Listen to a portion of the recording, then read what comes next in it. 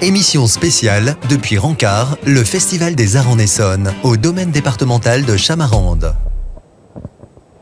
Bonjour à tous, nous sommes ici sur le domaine de Chamarande pour cette deuxième journée des Journées européennes du patrimoine. Il va se passer plein de choses aujourd'hui sur le domaine de Chamarande et on va notamment parler théâtre tout de suite avec Christophe Laluc. Bonjour. Bonjour. Merci d'être avec nous. Vous avez 49 ans, vous êtes metteur en scène et vous vous occupez notamment de théâtre à Grigny. Expliquez-nous un petit peu tout ça. Eh bien, on est une compagnie, effectivement, comme vous l'avez dit, la Mine Théâtre, qui est axée sur des représentations, enfin des créations vraiment, disons, sur le jeune public et la jeunesse, de la maternelle au lycée. Mais du coup, quand on dit au lycée, ça veut dire tout public et on s'adresse à toutes les tranches d'âge, avec un très fort travail d'action culturelle territoriale, dans les écoles, avec les associations, dans l'espace public, où pour nous, voilà, c'est important d'essayer de sensibiliser le public à accepter n'importe quelle forme d'art, c'est-à-dire essayer de faire du théâtre.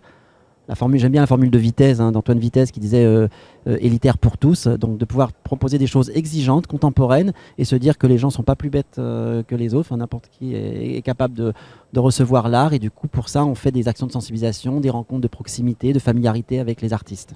Alors c'est vous qui vous adaptez au public ou c'est au public de s'adapter à votre art ? Non, c'est nous qui nous adaptons au public sans jamais rien céder sur l'exigence artistique, j'ai envie de dire.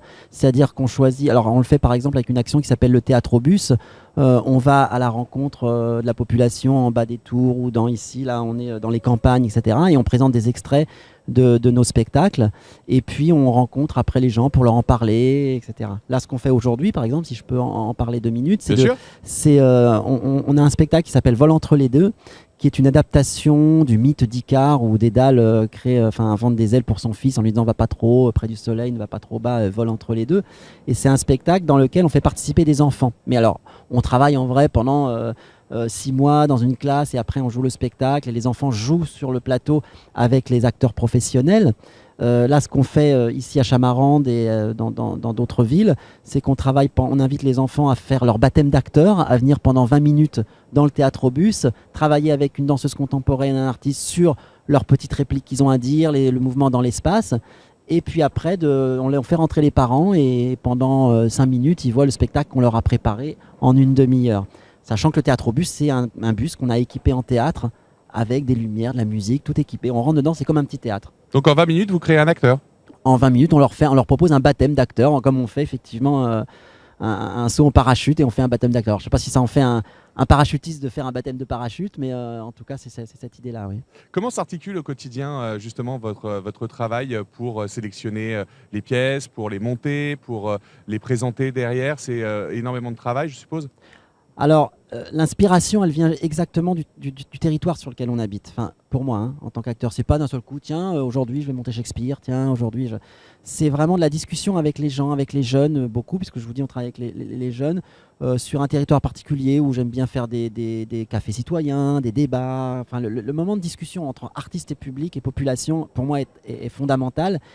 Et j'essaye d'être un peu à l'endroit où je peux répondre à ces demandes-là, sans faire de commandes, mais l'inspiration artistique, le choix de monter tel texte ou de faire tel spectacle me vient de ma rencontre avec le territoire. Dédale et Icare, par exemple, c'est venu des discussions qu'on a eues en classe avec des enseignants, avec des enfants sur la question de la parentalité. Alors après, je m'empare d'un mythe, mais le rapport entre Dédale et Icare, est-ce qu'on peut être libre? Est-ce qu'on peut s'échapper? Est-ce qu'on doit écouter les recommandations? Est-ce qu'on a des parents sévères ou pas sévères? C'est venu avant tout pendant 1 an de discussion avec la population sur qu'est-ce que la parentalité, comment on la vit, est-ce qu'on s'émancipe ou pas, enfin, voilà. Et finalement, ce mythe, vous l'actualisez au goût du jour ? Exactement, mais au goût du jour avec les habitants. Par exemple, ce que je n'ai pas précisé, alors là on parle de Dédale et Icare parce que c'est la pièce qu'on a en ce moment, mais sur ce spectacle, par exemple, pendant les 1 an où on a travaillé sur la parentalité, on a eu une auteure de la compagnie, une autrice, qui est venue travailler dans les classes et écrire le texte que les enfants allaient dire plus tard et qui maintenant sont dit, c'est le même écrit qui a été écrit une bonne fois pour toutes à Grigny par une classe, et on a fait cet atelier d'écriture où les enfants ont écrit leur propre texte. Ça commence par les enfants qui rentrent et qui disent au public, a priori aux adultes, êtes-vous prêts à entendre la voix de vos enfants en colère? Et voilà, ça c'est une phrase écrite par un enfant. Et puis qu'après, dans les autres villes, les autres enfants disent. Donc c'est vraiment un travail, on écrit avec eux, quoi. On écrit avec la population. Et alors, quel est le retour du public, par exemple, sur cette pièce et sur celle que vous leur présentez en général? Ils sont surpris, ils sont intéressés, les deux, ou il y a des pièces d'ailleurs qui passent pas? Qui passe pas du tout, je n'ai jamais arrivé. Et pourquoi? Parce que je travaille sur, je vous dis, sur une idée d'un objectif 100% de public sensibilisé. L'idée que finalement on va mettre les gens face à un spectacle et puis comprennent qui pourra. Et puis ils seront choqués par l'art ou pas, et puis ils n'ont pas besoin d'être sensibilisés, notamment avec des jeunes, ça je n'y crois pas. Donc du coup, comme on parle en amont avec eux, qu'on les rencontre, il y a toujours quelque chose à prendre. Ils peuvent dire j'aime pas, moi je suis pas rentré dedans, etc. Mais ils le disent, les artistes sont prêts à l'entendre.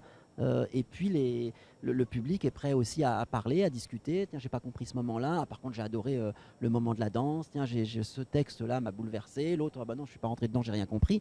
Enfin, c'est ce rapport-là qu'on doit avoir entre artistes et population. Il n'y a pas les artistes sur un piédestal et puis le public qui aurait à comprendre ou pas comprendre. Ça vous arrive parfois de modifier une pièce justement par rapport au retour du public? Modifier des textes ou modifier des passages? Est-ce que ça arrive? J'ai l'impression de travailler en permanence sur ce spectacle vivant, donc finalement, oui, dès qu'on reprend un spectacle et qu'on le rejoue à chaque fois, on répète et puis moi je change des petites choses. Est-ce que ces changements viennent parce qu'on m'a dit ah non là c'était pas bien? Ou est-ce que finalement, moi je m'aperçois que c'est pas bien, mais que j'entends un petit peu et je suis influencé par ce qu'on me dit? Sans doute, puisque je vous dis, en tant qu'artiste, je suis sans cesse influencé par le monde qui m'entoure. Donc oui, je bouge des choses en fonction de... Mais c'est en fonction de mon désir, j'écoute pas tout ce qu'on me dit. Il faudrait pas qu'on me dise, bah là, j'ai rien compris, puis du coup, bah, comme il a rien compris, je l'enlève. C'est pas comme ça que ça se passe. Mais les influences, elles existent. Comment ça se passe si on veut vous rejoindre justement et devenir, pourquoi pas, un acteur vivant de vos pièces au quotidien? Nous, on est sur Grigny. Alors, on a la particularité comme compagnie aussi d'avoir un lieu qui s'appelle le Théâtre à Grigny, le TAG, voilà, qui est un lieu de fabrique de culture, c'est-à-dire qu'on invite aussi d'autres compagnies à venir répéter chez nous et à présenter leurs spectacles à la fin de leur répétition. Donc, c'est un lieu dans lequel moi, je répète mes spectacles, d'autres compagnies y viennent. Et puis, on travaille aussi avec tous les amateurs, avec tous les scolaires dans des conditions très pro. Sur cet endroit, dans ce lieu. Donc c'est à Grigny, à l'entrée de la Grande Borne, et ça s'appelle le TAG. Il est encore en chantier, c'est-à-dire qu'il devrait être inauguré début décembre. Alors aujourd'hui, vous présentez une pièce ici sur le domaine de Chamarande pour ces Journées européennes du patrimoine. Est-ce que vous pouvez nous en parler? Eh bien, c'est ce dont on vient de parler pendant tout le long, c'est-à-dire c'est Vol entre les deux, et c'est ce travail qu'on présente avec des extraits et le travail des enfants pendant une demi-heure dans le théâtre au bus. Donc, 30 minutes de préparation, 5 minutes de spectacle. Exactement, et toutes les heures, à partir de déjà ce matin, ils ont commencé, de midi et demi jusqu'à ce soir 18h. Toutes les heures, les gens viennent et puis assistent à ce moment-là. Voilà. Merci beaucoup d'avoir été avec nous, Christophe Laluc. On vous souhaite une très bonne journée, un bon spectacle, parce que vous allez devoir en former des acteurs tout au long de cette journée. Toute la journée, il va y en avoir au moins une quarantaine d'acteurs qui vont être formés en baptême. Voilà. Et on vous invite bien sûr à venir nous rejoindre ici sur le domaine de Chamarande pour pourquoi pas devenir acteur, ou en tout cas assister à ces pièces de théâtre dans le théâtre au bus. Merci Christophe Laluc. Merci beaucoup, au revoir, bonne journée.